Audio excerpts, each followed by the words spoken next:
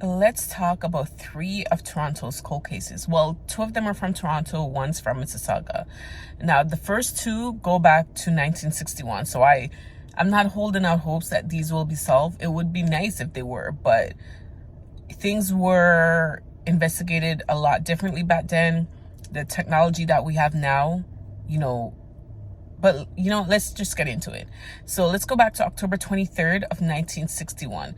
Around 1 p.m., police received a call to go check on an address at Royal York and Dundas Street West. When they arrived, they found the body of a deceased baby boy it was under the roadway, underpass, like under a bridge, and the baby was deceased, and that's all the information that's out there. They didn't identify whether it was a black male or a white male or anything like that. These were found on the Toronto Cold Case website. The second one was on November 4th, 1961, and police received another call. It was around 1:40 in the afternoon at Keelan Finch. When they went to investigate, they found the body of another deceased baby boy. And again, there's not much information. The body was just found in an open field. And like I said, 1961, so DNA wasn't collected, I don't think. Well, they didn't reveal that information. So this third baby, it's more recent. It's back from 2000, but it's, obviously more recent in 1961. So April 25th of 2000, a couple was walking in the park when they found, the body of the baby in a bunch of plastic bags. More specifically, 2 stores, Laura, which was a clothing store, and Highland Parks, which was a grocery store. They called 911 and they began to investigate. The baby was a white male and he weighed 8 pounds 5 ounces, full-term baby. All they can tell from the autopsy was he was born alive, but they're not sure what the exact cause of death was. But they do know that he was dead prior to his body being dumped, because he didn't die by drowning, or he didn't die by exposure of, being out in the elements. That's all they could really tell from the autopsy. They think that he was alive for anywhere from 15 minutes to an hour, and that he was in the water anywhere from 1 to 3 days, maybe up to a week. It's not very detailed. When autopsies are done on babies, it's a lot more complicated than, a grown adult. But they do believe that the mother was young. She was probably between the ages of 14 to 17. I'm not sure how they settled on that number, because I don't know. I don't think the genetics from the baby could determine the age of the mother. Or maybe, I'm not 100% sure. But I guess going off based of statistics, it's younger people that usually do these things. The umbilical cord was still attached. It wasn't tied off or it wasn't cut or anything. So she definitely did not give birth by, with medical supervision. And listen, when I went into labor for my first baby, I'm pushing, okay? I'm on the bed in the hospital, pushing. And I asked, could I stop? Could I take a break? The doctors, the nurses, they were probably cursing me out in their head.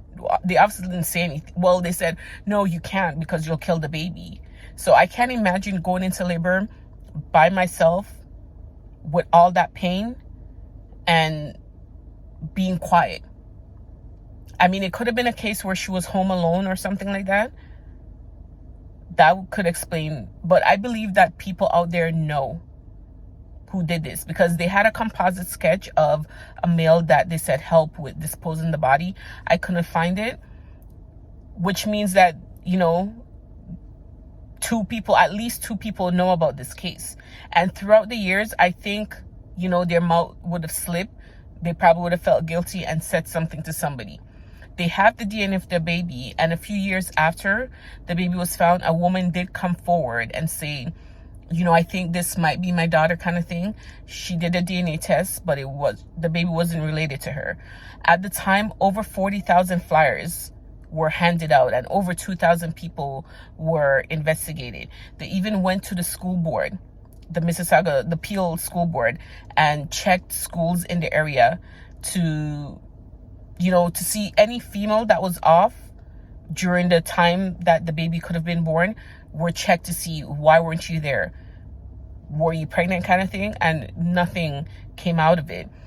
And somebody out there knows. They have the DNA, they've run it through the system, and there's never been a match. But would you rather go to jail when you're young so you can come out, still live a life, or would you rather go to jail when you're old? Because I believe that this person will be caught eventually. I don't want to say my opinion too much because people are sensitive, but we live in Canada. If you were to get pregnant and you don't want the baby, that is an option. Now, I know some women get pregnant and they don't realize they're pregnant until they actually go into labor. But there are so many more options than to carry that baby for 9 to 10 months, go into labor, painful labor, push that baby out, and then just dump the body. Even if you went into labor by yourself and at home and the baby passes away or something like that, it's better than it's better for you to call 911, have them do what they need to do, versus you dumping the body. It's crazy. Like, this is a life at the end of the day. We have way too many. The first two cases, 1961, it's a different time. It's still a life at the end of the day, but there weren't as many options back then as there are now. I know there's a lot of, what's that word I'm looking for? I can't even remember the word right now, but there's people judge you if you get pregnant young. People judge you if you get pregnant out of wedlock. I get all of that. But again, to carry a baby for 9 to 10 months, push that baby out, painful labor, and then to just dump the body. I know in the States, they have safe haven laws where you can just take the baby to the hospital, fire station kind of thing, which Alberta now has that. In December of 2021, Alberta introduced that. Ontario doesn't have that yet. But you can still go into a hospital, go to a police station or whatever. Even if they can't take the baby, they can assist you with, handing the baby over in a legal way. There's Children's Aid. There are way too many options for someone to do this. I don't care how old you are. At any age that you start having sex, you should know that having unprotected sex could lead to a baby. Even if you have protected sex, sometimes the condom bursts or rips, whatever you want to call it, and that could lead to pregnancy.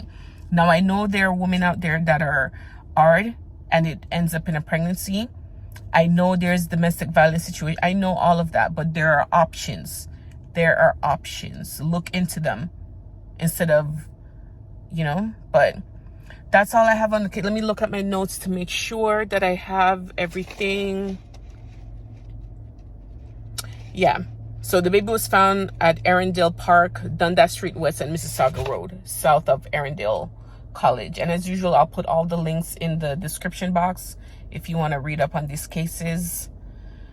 But yeah, and these things happen much more frequently than we know. It's just that sometimes the bodies aren't found, or I don't know. It's just sad either way.